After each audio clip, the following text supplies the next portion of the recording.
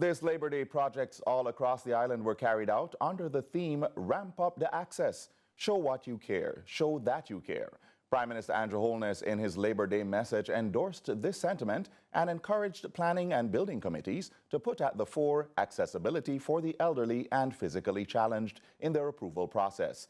He also highlighted various programs in place for our nation's most vulnerable to benefit.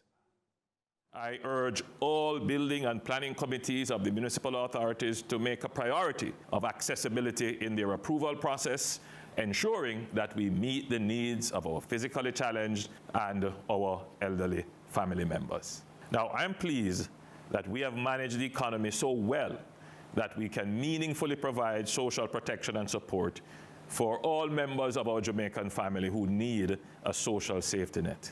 The Child Development Center is now serving 223 children with developmental disabilities. The Jamaica Council for Persons with Disabilities provided rehabilitative grant support valued at approximately 22 million Jamaican dollars to 382 persons with disabilities. The Registrar General's Department began issuing birth certificates in Braille on the 1st of May 2024. The Unemployment Insurance Scheme will ensure that our Jamaican households will maintain a minimum standard of living during a period of unemployment of the breadwinner.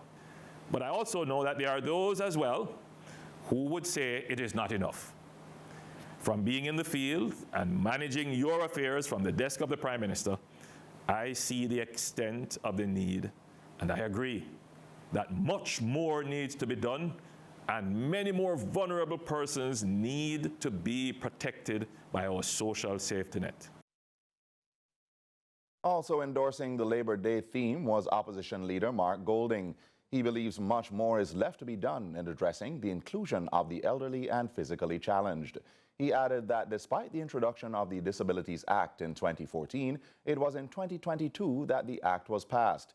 He is, however, ready for the improvements ahead for the community to overcome the barriers.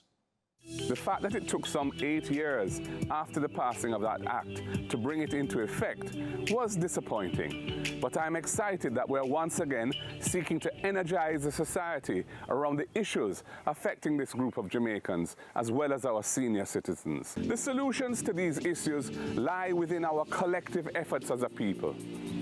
However, ceremonial events and speeches are not sufficient to get us to where we want to be. We must adopt an activist approach in all the critical areas where persons with disabilities are presently facing exclusion. And this can only be driven by sustained and courageous advocacy to ensure that these issues will never again recede into the background while other national issues are given priority attention.